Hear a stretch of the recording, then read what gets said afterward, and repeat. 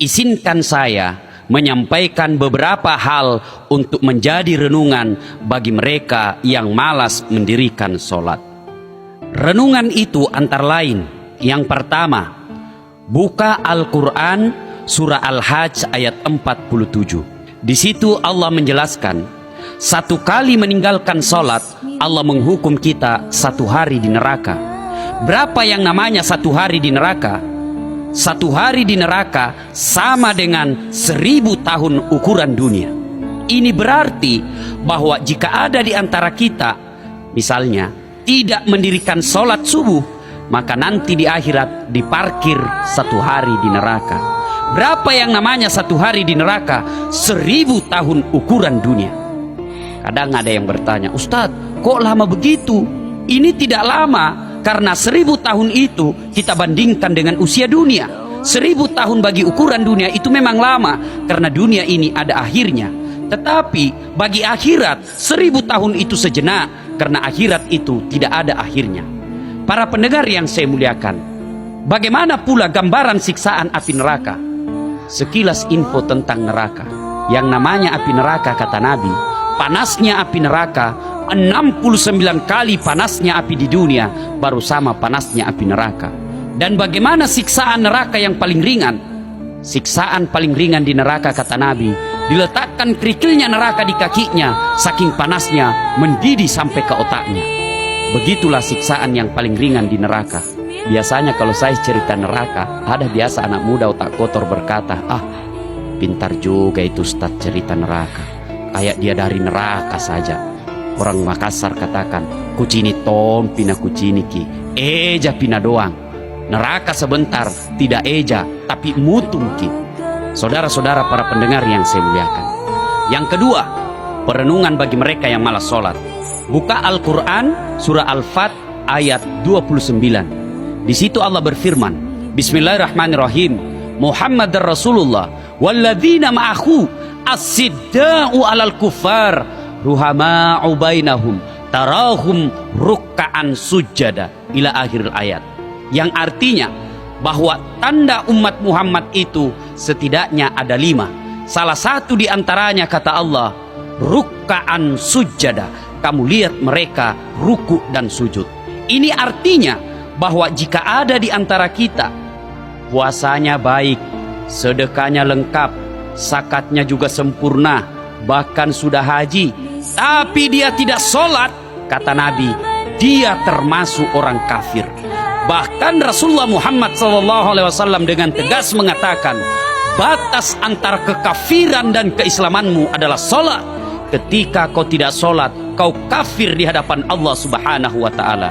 Demikian penegasan Rasulullah SAW yang bisa kita lihat dalam kitab Al-Lu'lu' wal Marjan jilid 2. Para pendengar yang saya muliakan, perenungan ketiga bagi mereka yang malas sholat. Nabi pernah bersabda, as-salatu miftahul khair, as-salatu miftahul jannah, as-salatu imanuddin. Sholat itu kunci kebaikan, sholat itu tiangnya agama, sholat itu kuncinya surga. Artinya apa? Jika ada orang yang bagus akidahnya, bagus agamanya, tapi dia tidak sholat, banyak amal kebaikannya, nanti di akhirat dia tidak punya kunci kebaikan. Nanti di akhirat dia tidak punya kunci surga. Bahkan dia termasuk orang yang tidak punya tiang agama. Jika ada di antara kita tidak sholat, itu berarti tidak ada tiang agamanya, tidak ada kunci surganya, tidak ada kunci kebaikannya. Nanti di hadapan Qadir Rabbul Jalil, ketika Allah katakan misalnya, nih hambaku, ini puasamu, ini sedekahmu, ini silaturahmimu, ini dakwamu, ini membantu sesama manusia, ini semua amal-amal kebaikanmu, mana kuncimu? Berkatalah sang hamba, apa kuncinya ya Allah? Allah katakan, kuncinya adalah sholat. Hamba berkata lagi, tidak ada kunciku ya Allah. Allah berkata, kalau begitu kau tidak bisa menikmati amalmu, kau hanya bisa melihatnya, kau tidak bisa mengambilnya, karena kau tidak punya password untuk mengambil ibadah-ibadahmu itu. Para pendengar yang saya muliakan, perenungan yang keempat bagi mereka yang malas sholat. Pernah suatu saat Nabi sedang ceramah, tiba-tiba datang anak muda menangis di hadapan Nabi. Nabi pun kemudian berkata, anak muda, kenapa kau menangis?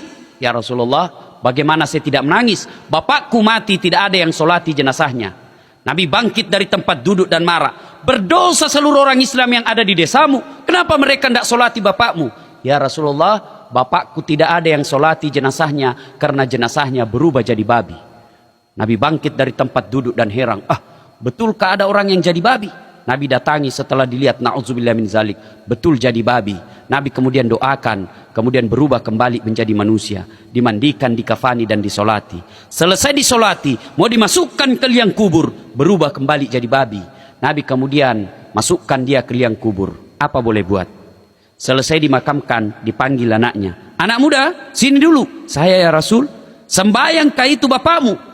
Anak muda berkata, ya Rasulullah, seumur hidup saya tidak pernah melihat bapak saya mendirikan sholat. Ma'asyiral muslimin, para pendengar yang saya hormati. Perenungan yang kelima, di alam kubur nanti, menurut buku Tanbihul Ghafilin yang dikarang oleh Abu Laith As-Samarkandi, di situ dijelaskan bahwa orang yang tidak mendirikan sholat pada saat dia meninggal nanti di alam kuburnya, ada teman yang diutus dari neraka Jahannam, namanya Asi Suhuja Al-Uqra. Kemudian terjadilah dialog dengan jenazah dengan utusan ini. Jenazah itu berkata, "Man anta? Siapa kamu?" Kemudian berkatalah ini utusan dari neraka Jahannam, "Ana Asisuhuja al-Uqra." Sayalah ular yang ekornya cuma satu, tapi kepalanya tidak bisa dihitung. Apa tugasnya ular ini? Melilit dan mematuk sang jenazah sampai hari kiamat. Berapa lama kita disiksa ular ini? Tergantung berapa lama datangnya kiamat. Na'udzubillah, zumma na'udzubillah. Ma'asyiral muslimin yang saya hormati. Perenungan yang ke-6. Nanti di alam kubur, setelah seluruh pengantar kembali dari pemakaman, maka datanglah malaikat Mungkar dan Nakir menghampiri sang jenazah sambil menyodorkan 5 pertanyaan. Kelima pertanyaan ini harus dijawab sebelum dia melangkah ke tahap selanjutnya. Menurut para ulama, bagi mereka yang rajin sholat, tidak usah khawatir tentang pertanyaannya Mungkar dan Nakir di alam kubur. Kenapa? Jika sholatnya baik, maka seluruh pertanyaannya Mungkar dan Nakir akan dijawab oleh sholatnya. Nah, ketika seluruh pengantar jenazah sudah kembali, datanglah Mungkar dan Nakir. Kebetulan misalnya orang yang meninggal ini orang yang bagus sholatnya. Datang Mungkar menyodorkan pertanyaan. Marrabbuka? Siapa Tuhanmu? Sholat berkata, kau mundur, sekarang urusan saya. Karena waktu di dunia kau rajin memelihara saya, sekarang saya yang jaga kamu. Pas ditanya, marrabbuka? Siapa Tuhanmu? Sholat menjawab, Allahu Akbar.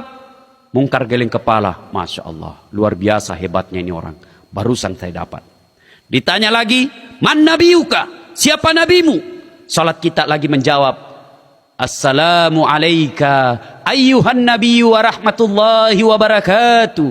Assalamu alayna wa ala ibadillahi salihin. Mungkar tambah geleng kepala.